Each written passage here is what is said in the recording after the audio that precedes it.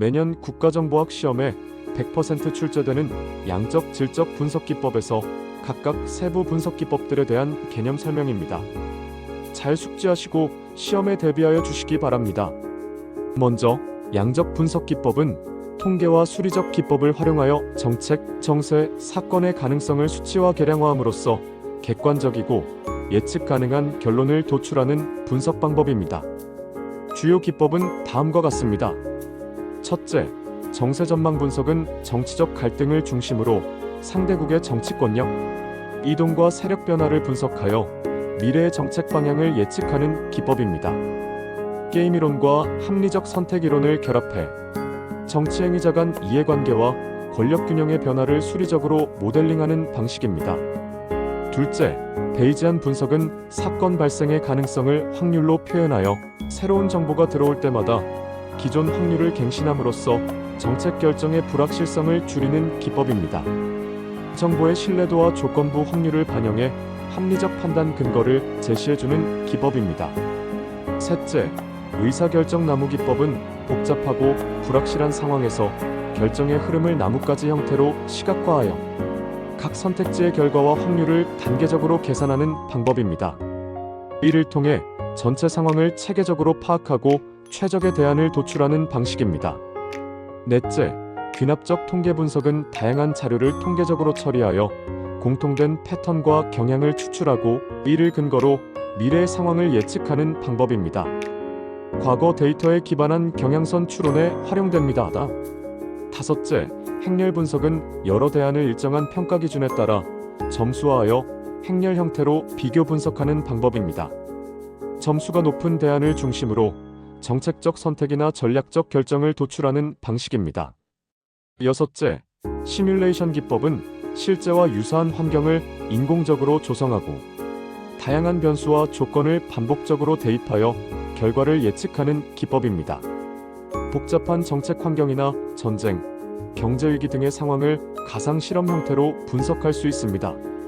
일곱째, 게임 이론은 상호 대립 경쟁하는 행위자들이 각자의 이익을 극대화하기 위해 전략적으로 의사결정을 내리는 과정을 수학적으로 분석하는 기법입니다.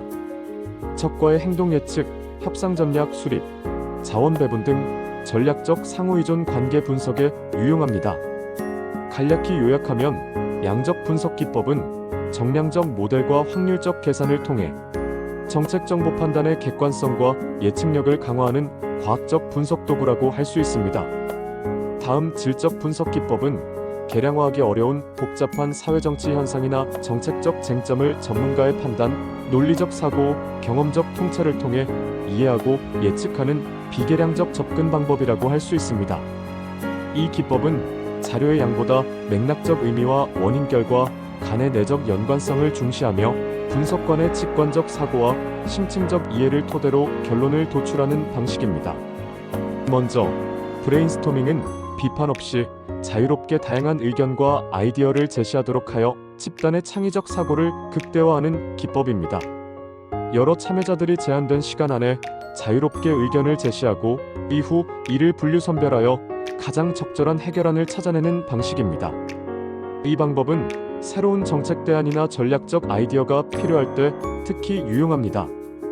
두 번째, 핵심 판단 기법은 복잡한 분석 과제에 적용되는 방법으로 다수의 가설을 설정하고 각각의 가설에 부합하는 자료를 수집 검토한 후 우선순위를 조정하여 핵심 가설로 집중 분석하는 절차를 따르는 분석 기법입니다. 이 과정에서 비본질적인 가설은 점차 제거되고 타당성이 높은 가설만 남겨 세밀하게 검증함으로써 분석의 효율성을 높이는 방식입니다. 세 번째, 인과고리 기법은 분석 대상에 포함된 변수들 간의 인과관계를 도식화하여 현상을 설명하는 구조적 개념을 도출하는 방법입니다.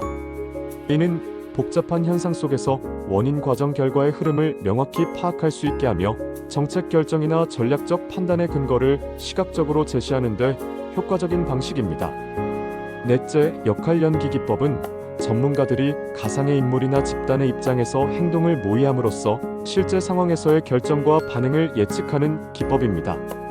예컨대 외교군사 협상이나 위기관리 훈련에서 참여자들이 각기 다른 국가나 조직의 역할을 수행함으로써 상대방의 의도와 전략을 미리 파악할 수 있는 방식입니다. 다섯째, 경쟁 가설 기법은 여러 가설을 동시에 설정하고 상호 비교함으로써 가장 합리적이고 타당한 설명을 찾아내는 분석 방법입니다. 각각의 가설에 대한 증거를 체계적으로 검토하여 어느 가설이 가장 많은 증거를 설명할 수 있는지 판단함으로써 확증 편향을 방지하고 분석의 객관성을 높이는 방법입니다. 여섯째, 사례 연구 기법은 과거의 유사한 사건이나 경험을 분석하여 현재의 문제 상황에 적용 가능한 교훈을 도출하는 방법입니다. 역사적 사건이나 정책 사례를 체계적으로 검토함으로써 현재의 상황에 대한 이해와 예측력을 강화할 수 있습니다.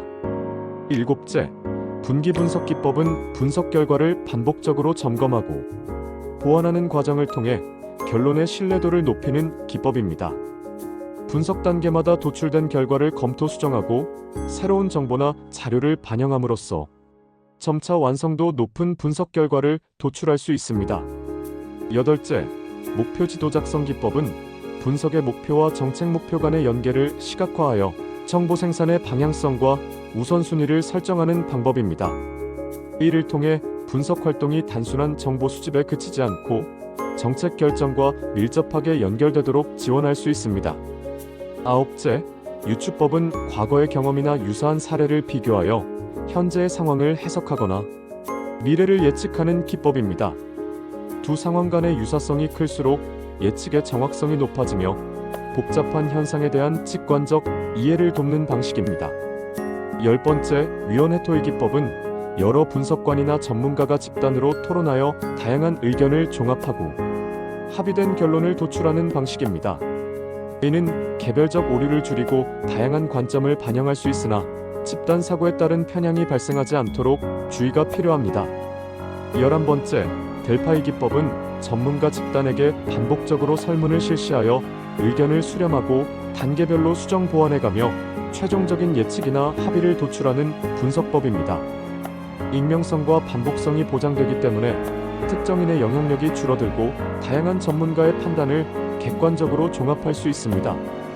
12번째, 계층 분석 기법은 의사결정 요인을 계층화한 뒤 각 단계별 요소를 쌍대 비교하여 가중치를 산정하고 최종 대안을 선택하는 체계적 분석법입니다.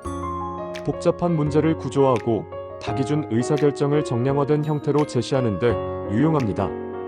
마지막으로 문제 발견 기법은 분석 대상의 핵심 문제나 결함을 찾아내기 위한 기법으로 체크리스트나 브레인스토밍, 육하원칙 등을 활용하는 방법입니다.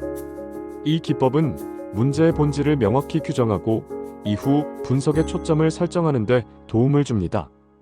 이와 같이 질적 분석 기법들은 수치나 통계에 의존하지 않고 논리적 사고, 경험적 통찰, 전문가 판단을 중심으로 정보를 해석 예측하는 방법들로 특히 불확실성이 높고 변수 간 관계가 복잡한 국가정보정책 분석 분야에서 중요한 역할을 하는 기법들입니다.